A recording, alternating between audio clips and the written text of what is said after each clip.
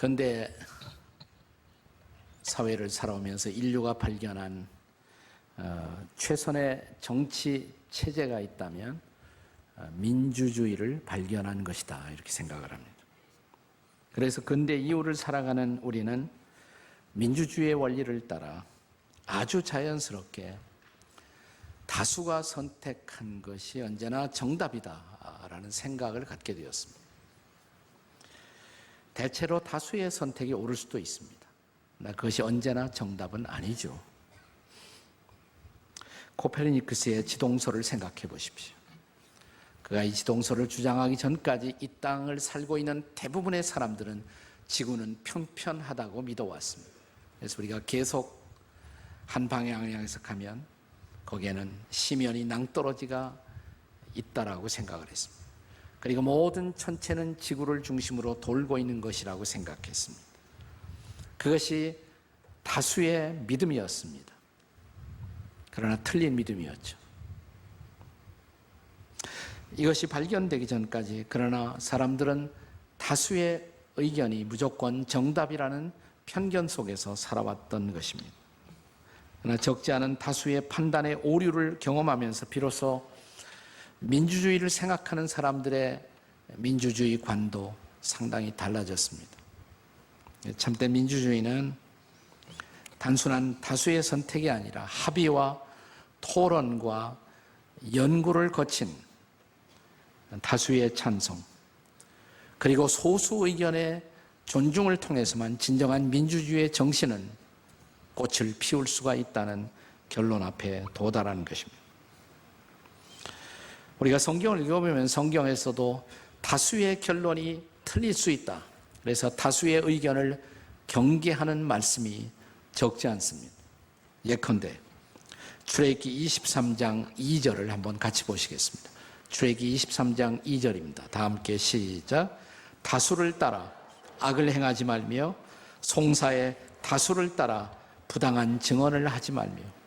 많은 사람들이 그렇게 증언하니까 다수를 따라 너도 그렇게 증언해서는 안 된다라고 성경은 가르칩니다.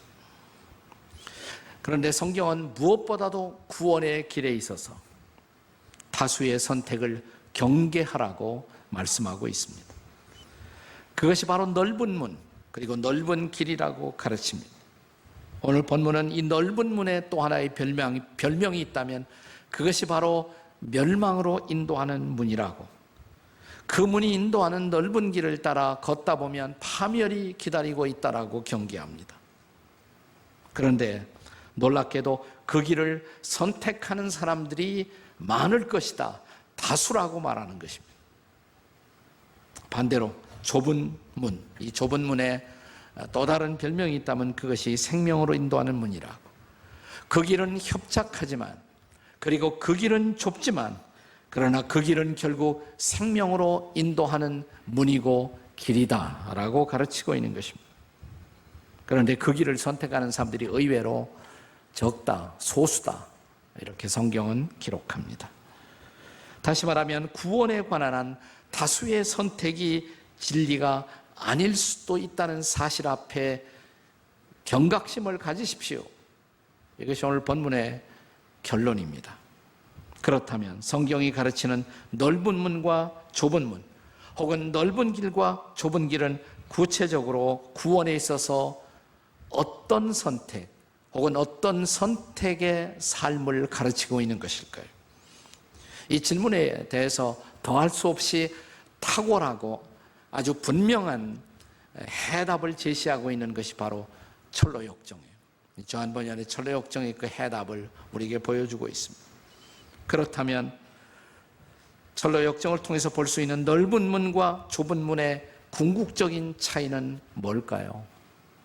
첫째로 넓은 문, 그리고 넓은 길이라는 것은 율법을 따라 살아가는 길을 뜻합니다. 넓은 문, 넓은 길이란 율법을 따라 살아가는 길이에요. 자, 철로역정에 보면 크리스찬이 절망의 수렁에 빠진, 낙담의 수렁 속에 빠집니다. 가까스로 도움을 받고 그 수렁에서 빠져나와 길을 간 지 얼마 되지 않아서 한 사람을 만납니다. 그 사람의 이름이 뭐냐면 세지 씨예요. 세지 씨. 미스터 세지, 세속지혜다 이 말이에요. 세속지혜. 영어로 worldly wise man, 소위 세지씨라는 친구를 만납니다. 그는 크리스천에게 이렇게 묻습니다. 어쩌다가 그렇게 형편없는 몰골로 무거운 짐을 지고 가고 계십니까? 그러자 크리스천이 대답을 합니다. 나는 전도자라는 사람을 만나 내가 이 짐을 벗을 수 있는 유일한 길은 저 좁은 문을 통과하는 것이라고. 그래서 나는 그 길로 가고 있다고. 그러자 세지 씨는 빙그레 웃으면서 당신은 또 한 번 속았군요 라고 말을 합니다. 당신이 정말 무거운 짐을 내려놓기를 원한다면 그 어려운 길을 가실 필요가 없습니다. 저 위 언덕이 보이지 않습니까? 그 언덕에 있는 마을, 그 마을이 바로 도덕촌 혹은 도덕골이라고 불리워집니다. A village called morality. 도덕이라고 불리워지는 village, 마을, 도덕촌이 있는데 거기에 가시면 율법이라는 선생을, 율법 어른을 만날 것입니다. 그분을 만나시면 당신이 지고 있는 무거운 그 짐의 문제는 쉽게 해결을 받을 것입니다. 혹시 그분이 집에 안 계시고 출타 중이라면 그분의 아들이 대답을 줄 것입니다. 그 아들의 이름은 예의시 혹은 예절입니다. civility. 무슨 뜻이에요 도대체? 무슨 얘기입니까? 이것은 세속 지혜, 세상적인 지혜가 안내하는 구원의 길을 총체적으로 상징하는 것입니다. 그냥 구원받으려면 어떻게 해야 하는가? 세상 사람들이 보통 생각하는 구원의 길이 뭐겠어요? 법 지키고 예의 바르게 예절 있게 살면 구원을 얻는다. 실제로 오늘 이 땅에 살고 있는 대부분의 사람들이 그렇게 생각하고 있지 않습니까? 전도를 해보세요. 대화를 나눠보세요. 법 지키고 양심 따라 살고 예절 있게 살면 구원을 받는다. 이것이 이 땅에 살고 있는 대부분의 사람들의 견해가 아닐까요? 그런데 성경은 그것이 바로 넓은 문이라고, 그것이 바로 넓은 길이라고, 그것이 바로 멸망으로 인도하는 길이라고 말하는 것입니다. 자, 이제 크리스천이 언덕을 오르다가 세지 씨의 인도를 받고 이제 그 언덕을, 도덕골로 가는 언덕을 오릅니다. 갑자기 저 언덕 위에 산이 있는데 그 산으로부터 뇌성과 번갯불이 번쩍이기 시작합니다. 그리고 불길이 솟아오르기 시작합니다. 그러자 갑자기 그는 깊은 공포에 사로잡힙니다. 그러자 그가 지고 있던 짐은 더 무거워지고 그는 식은 땀을 흘리고 어쩔 줄 몰라 하게 됩니다. 바로 도덕골 위에 있었던 그 산이 바로 신의 산이에요. 신의 산. 네, 바로 모세가 십계명을 율법을 받았던 산이었던 것입니다. 네. 여러분, 율법의 본질이 뭡니까? 율법의 본질. 율법은 하라, 하지 말아라. 그 계명으로 이루어지는 것이 바로 율법이 아니겠습니까? 우리가 흔히 생각하는 구원이 뭐예요? 하나님이 하라는 거 하고 하지 말라는 거 안 하고 그래서 합격하면 구원받는 것이다. 이것을 또 다르게 사람들은 보통 어떻게 설명합니까? 전도하면 나도 예수 믿지 않지만 양심대로 살려고 애를 씁니다. 성경은 양심이 또한 율법이라고 가르칩니다. 양심은 마음에 쓰여진 율법이다 이렇게 말합니다. 그래서 로마서에 보시면 이 양심이 우리 속에서 끊임없이 우리를 송사하고 고발한다. 양심이 뭐예요? 하라, 하지 말아라. 해도 돼, 안 돼. 양심도 하나의 율법이거든요. 네, 전도하면 양심대로 살지요 이렇게 말합니다. 양심대로 살면 구원을 받을까요? 네. 그런데 더 깊이 한번 생각해 보십시오. 그렇게 양심껏 살다는 사람에게 다시 반문을 해보시오. 정말 양심대로 살아왔는지 한번 옆에 사람에게 진지하게 물어보겠습니다. 정말 양심껏 살아오셨습니까? 한번 물어보시라니까. 네, 시작. 정말 양심대로 살아오셨네요. 그렇지 못했다면 어떻게 될 거예요? 양심껏 살지 못했다면 그 양심에 의해서 우리는 정죄 받음을 피할 수가 없습니다. 놀랍게도 그 공포의 땀을 흘리며 시내산 아래서 어쩔 줄 몰라 하고 있었을 때 다시 전도자가 등장합니다. 그리고 크리스찬의 길을 안내하면서 왜 내가 가라는 좁은 길로 가지 않았느냐고, 좁은 문으로 가지 않았느냐고. 나는 저기 가서 율법을 만나면 내 등의 짐의 문제가 해결될 것으로 세지시의 말을 듣고 생각했다고. 그러자 전도자가 한 말씀을 보여줍니다. 그것이 바로 갈라디아서 3장 10절이에요. 자, 여기 조한 번연이 제시하고 있는 갈라디아 3장 10절 한번 다 같이 읽겠습니다. 시작. 무릇 율법 행위에 속한 자들은 저주 아래 있나니 기록된 바 누구든지 율법책에 기록된 대로 모든 일을 항상 행하지 아니하는 자는 저주 아래 있습니다.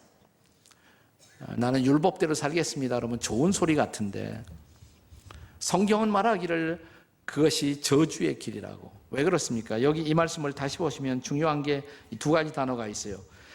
율법에 기록된 대로 모든 일을 항상 행하지 아니하는 자는 저주 아래 있다.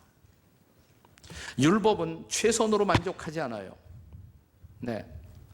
율법은 모든 것을 지킬 것을 요구합니다. 우리가 율법의 계명 가운데 하나를 깨뜨렸다고 가정을 해보십시다. 내가 살인죄를 범했습니다.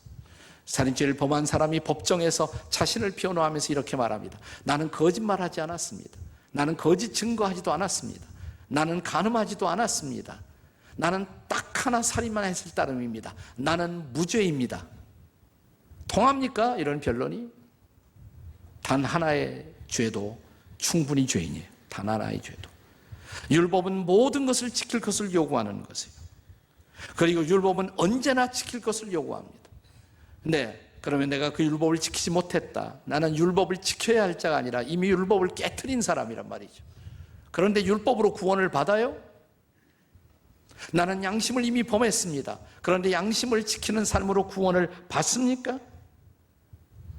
자, 이 성경의 말씀은 그러므로 아무도 율법을 지켜 하나님 앞에 의롭다함을 얻을 수 있는 사람은 없다는 것입니다. 율법은 우리에게 도덕적인 표준을 제시하는 거룩한 원칙이기는 하지만 그 주어진 의도와 다르게 결국은 율법은 우리를 저주한다는 것입니다. 이것이 바로 율법과 복음의 차이예요. 그냥 양심대로 살면 되고 법 지키면 되고 그것이 기독교가 아니다 이 말입니다. 근데 얼마나 많은 사람들이 기독교를 이해하는 수준이 율법을 이해하는 수준에 머물고 있습니까? 그것을 예리하게 이 철로 역정을 통해서 오래전에 벌써 지적을 해놓은 것입니다. 그래서 이 철로 역정의 세속 지혜, 이 세지시는 결국 이런 라이프 스타일은 우리를 멸망으로 인도할 수밖에 없다. 그것이 바로 넓은 문이고 넓은 길이다. 많은 사람들이 그 길을 가고 있지만 그 길이 정답은 아니다 라고 말하는 것입니다. 얼마나 탁월한 설명이에요. 그러나 이제 여기 정답이 있습니다. 좁은 문, 좁은 길. 이것은 율법을 따라 사는 길이 아니에요. 그러나 좁은 문, 좁은 길, 이게 바로 믿음을 따라 살아가는 길인 것입니다. 믿음을 따라 살아가는 길. 자, 세지시를 만났다고 그랬죠. 크리스찬이 미혹으로 길을 잃고 이제 당황하는 크리스찬이 다시 한번 정신을 차릴 수 있었던 것은 그 길에 전도자가 출현했다는 것입니다. 내 길을 안대하는 전도자가 있다는 것, 얼마나 커다란 도움인지 몰라. 전도자는 크리스찬이 다시 좁은 문으로 향할 것을 권면하면서 히브리서 10장 38절의 말씀을 선물합니다. 도대체 무슨 말씀일까요? 다 같이 읽겠습니다. 히브리서 10장 38절 시작. 나의 의인은 믿음으로 말미암아 살리라. 또한 뒤로 물러가면 내 마음이 그를 기뻐하지 아니하리라. 다음 절에요. 우리는 뒤로 물러가 멸망할 자가 아니요 오직 영혼을 구원함에 이르는 믿음을 가진 자니라. 그렇습니다.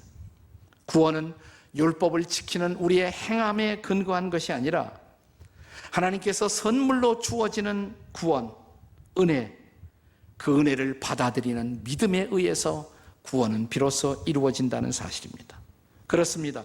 좁은 문, 좁은 길은 이렇게 하나님이 선물로 우리에게 제시하는 놀라운 구원의 길임에도 불구하고 이상하게도 많은 사람은 많은 사람들이 이 문을 놓고 하지 않습니다. 이 길을 걷지 않습니다. 그래서 좁은 문이고 좁은 길인 것입니다. 그러나 크리스찬은 전도자의 도움을 받고 격려를 받으면서 다시 좁은 문을 향해서 길을 재촉합니다. 얼마나 걸었을까? 마침내 크리스찬은 좁은 문에 도달하게 됩니다.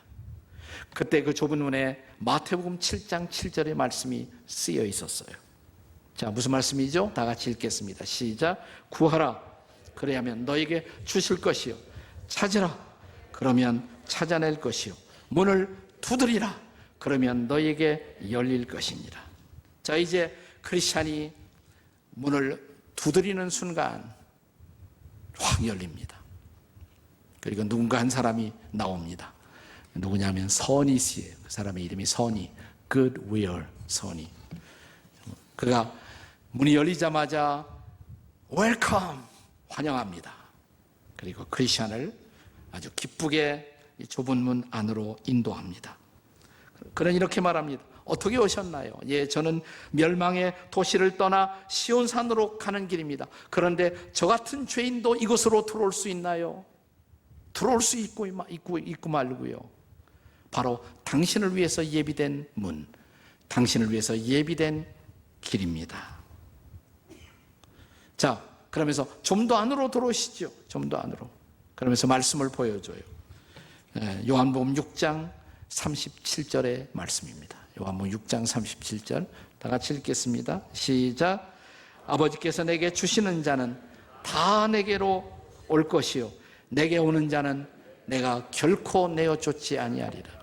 내게 오는 자 결코 내어쫓지 않지만 오는 것은 우리가 와야죠. 오는 것은 우리가 해야 돼요. 네, 선희 씨는 그를 환영하고 그를 받아들이면서 그를 안으로 강하게 끌어들입니다. 아, 왜 이렇게 끌어들이십니까? 그러니까 저기 화살이 날아오고 있지 않습니까? 저 위에 보니까 성이 한 채 있는데 바알세불이라는 이의 성체에서부터 화살이 계속 날아오고 있어요. 그 좁은 문을 향해서 사람들이 이 문을 통과하지 못하도록, 사람들이 이 문으로 들어오는 것을 방해하는 일종의 사탄의 사역을 상징하는 모습이에요. 오래전 유명한 설교가 스폴전은 바로 이 화살을 쏘고 있는 사탄의 역사를 이렇게 해석합니다.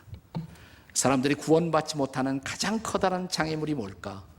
그것은 바로 이 문을 통과하면서 크리스찬이 선희 씨에게 물었던 질문, 나 같은 죄인도 받아주시나요? 죄책감이 우리 안에서 일어나기 시작할 때 과연 하나님은 나 같은 사람도 받아주실까? 많은 사람들이 죄책감 때문에 다시 하나님으로부터 떠나는 사람들이 있다고. 이 죄책감이야말로 우리가 구원받지 못하도록 방해하는 사탄의 강력한 사역이라고 스폴전은 말합니다. 안심하십시오. 바로 주님의 구원은 당신 같은 사람을 위해서 예비된 것입니다. 이제 안심하시고 이제 이 앞에 있는 이 좁은 길로 곧장 계속 걸어가십시오. 이 길은 바로 우리의 믿음의 선배들이, 선조들이 닦아놓은 구원의 길인 것입니다. 무슨 의미입니까? 사탄은 끊임없이 크리스찬이 이 좁은 문, 좁은 길로 가는 것을 방해하고 있지만 주께서 우리를 위해서 예비하신 이 놀라운 생명의 길이 이제 우리 앞에 예비되어 있다는 것입니다. 우리가 이 좁은 문을 통과하기만 하면 우리는 구원의 길, 생명의 길, 그리고 영생의 길을 가는 것입니다. 그렇습니다. 지금도 이 두 가지의 선택, 구도자를 위한 두 가지의 선택은 지금도 이 시대에도 사람들 앞에 놓여 있습니다. 두 가지의 문, 넓은 문과 좁은 문. 두 가지의 길, 넓은 길과 좁은 길, 멸망의 길과 생명의 길의 선택이 기다리고 있는 것입니다. 다시 본문 마태복음 7장 13절과 14절의 말씀을 읽어보십시오. 함께 같이 읽겠습니다. 다 같이 시작. 좁은 문으로 들어가라. 멸망으로 인도하는 문은 크고 그 길이 넓어 그리로 들어가는 자가 많고. 14절. 생명으로 인도하는 문은 좁고 길이 협착하여 찾는 이가 적음이라. 네, 철로 역정의 표현을 빌려 말하자면, 바로 세지시가, 세속지혜가 가르치는 율법의 길, 그리고 전도자가 가르치는 믿음의 길, 두 개의 길이 우리 앞에 있다는 것입니다. 어떻게 하면 될까요? 넓은 문, 넓은 길에서 이제는 돌이키십시오. 내가 추구했던 내 자존심, 나 그것이 하나님 앞에서 얼마나 보잘것없는 것이었다는 사실을 이제는 인정하십시오. 그리고 이미 그 법을 깨트리고 하나님에 의해서 정죄될 수밖에 없었던 내 모습, 생각해 보십시오. 율법은 단순히 그냥 법 조문으로서 우리에게만 다가오는 것이 아니에요. 예수님은 율법을 심화시켜서 이렇게 설명하십니다. 네가 마음으로 형제를 미워해도 이미 살인했다고. 내가 여인을 향해서 음욕을 품어도 이미 간음한 것이라고. 우리 중에 누가 살인죄인이 아닌 사람이 어디 있어요? 우리 중에 누가 간음죄인이 아닌 사람이 어디에 있겠습니까? 우리는 율법을 이미 깨트렸습니다. 율법의 정죄와 저주를 피할 수가 없었습니다. 그런데 이런 우리를 위해서 주님께서는 놀라운 용서와 구원의 길을 준비하셨다는 것입니다. 그것은 우리의 공로, 우리의 행위가 아니라 그분의 자비, 그분의 긍휼에 근거한 것입니다. 이제 십자가를 통해서 우리에게 보여주신 그 은혜, 그 긍휼을 의지하고 십자가에서 이루어 놓으신 구원의 선물을 우리는 믿음으로 받기만 하면 되는 것입니다. 로마서 10장 9절 10절의 약속의 말씀을 기억하십니까? 다 같이 읽겠습니다. 시작. 네가 만일 내 입으로 예수를 주로 시인하며 또 하나님께서 그를 죽은 자 가운데서 살리신 것을 내 마음에 믿으면 구원을 받으리라. 10절입니다. 사람이 마음으로 믿어 의에 이르고 입으로 시인하여 구원에 이르느니라. 너무 쉬워서 믿지 못하는 거예요. 너무 쉬워서. 그럴 리가 있냐고. 그래도 내가 뭔가를 해야지. 그리고 사람들은 다시 여전히 넓은 길로 돌아가는 것입니다. 그러나 내 엄청난 행위도 하나님 앞에서는 그것은 엄청난 위선이라는 사실을 깨닫고 철저한 죄인으로 낮아져 나에게 내 어떤 행위 속에도 소망이 없음을 깨달은 그 순간 하나님께서 내게 내려주시는 그 구원의 은혜야말로 얼마나 엄청난 것이며 바로 이 구원을 위해서 예수 그리스도께서 자신의 생명을 버려주셨다는 사실은 얼마나 위대한 감동으로 우리에게 다가오는지요. 이것이 복음인 것입니다. 이것이 바로 하나님의 은혜의 메시지인 것입니다. 사랑하는 여러분, 이제 보잘것없는 내 행위를 구원의 근거로 의존하던 삶에서 돌이키십시오. 그리고 이제 주께서 예비하신 구원의 선물을 받기 위해서 문을 두드리십시오. 좁은 문을. 그리고 문이 열리는 순간 기쁜 마음으로 나를 안아주시는 그분의 품에 안기십시오. 그리고 그분의 선물을 받으십시오. 그리고 이제 그분의 인도를 따라 또 그분이 보내주시는 이 구원의 길을 우리가 기쁨으로 걸어갈 수 있도록, 이 길이 결코 쉬운 길만은 아니지만 그러나 이 길을 계속 갈 수 있도록 나를 도와주셔서 보내주시는 전도자, 선희 씨, 이런 도움들을 받아보며 기쁨으로 이 길을 걷지 않으시겠습니까? 좁지만 거룩한 길, 좁지만 은혜로운 길, 좁지만 아름다운 길, 이 순례의 길을 이제 가지 않으시겠습니까? 교회 나오시면서도 예수 믿는 것이 아니라 자기 믿고 있는 사람들이 많아요. 교회 나오시면서도. 아직까지도 보잘것없는 내 행위가 나를 구원할 것으로 착각하는 사람들. 그럼 내 구세주가 나예요. 나 철저히 자신에 대한 절망에서부터 이제 예수 그리스도에 대한 신뢰, 하나님이 유일한 구원자로 보내주신 분, 내 모든 죄를 짊어지고 나 대신 저주와 심판을 받으시고 그리고 장사한 지 사흘 만에 부활하신 바로 그분이 나의 구원자이심을 믿고 그분을 나의 구세주로 받아들이는 그 순간 내게 임하는 놀라운 선물, 이 구원을 받으셨습니까? 오늘 이 놀라운 선물을 받고 좁은 문을 기쁨으로 통과하며 이 좁은 길, 순례의 길을 기쁨으로 걷는 성도 여러분이 되시기를 주의 이름으로 축복합니다. 이 문을 두드려 본 일이 없는 사람들, 내 평생 처음으로 겸손하게 저에게 그 구원이 필요합니다. 이제 더 이상 내가 나를 구할 수가 없다는 사실을 인정하고 문을 두드리겠습니다. 오늘 이 문을 두드리고 당신 앞에 열리는 이 문을 체험하시기를 주의 이름으로 축복합니다. 기도하시겠습니다. 저를 따라 이렇게 기도해 주십시오. 하나님 아버지, 제가 하나님 앞에 왔습니다. 저는 죄인입니다. 저를 용서해 주십시오. 하나님의 아들이신 예수님,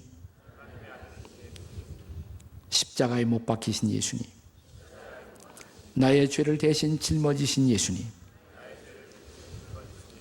십자가에 흘린 피로 저의 죄를 씻어 주십시오. 부활하신 예수님, 이제 내 인생의 주인이 되어 주십시오. 저를 인도해 주십시오. 예수님만을 나의 구주와 주님으로 믿습니다. 주님만을 바라보고 따르겠습니다. 저의 평생을 인도해 주십시오. 아버지 하나님, 오늘 이 시간이 복된 결단과 함께 그리스도를 구주와 주님으로 의지하고 믿음으로 주를 따르기로 결단하는 이 분들을 성령으로 축복해 주시옵소서. 이제 저들이 하나님의 자녀가 되었으며 주께서 저들의 모든 마음의 죄를 용서하셨으며 이제 주님이 저들의 손을 잡아 인도해 주신다는 것을 믿을 수 있도록 도와주시옵소서. 그 주님의 이끄심과 인도하심을 받으며 기뻐하며 감사하고 찬양하며 순리의 길을 걸어가게 도와주시옵소서. 예수님의 이름으로 축복합니다. 아멘.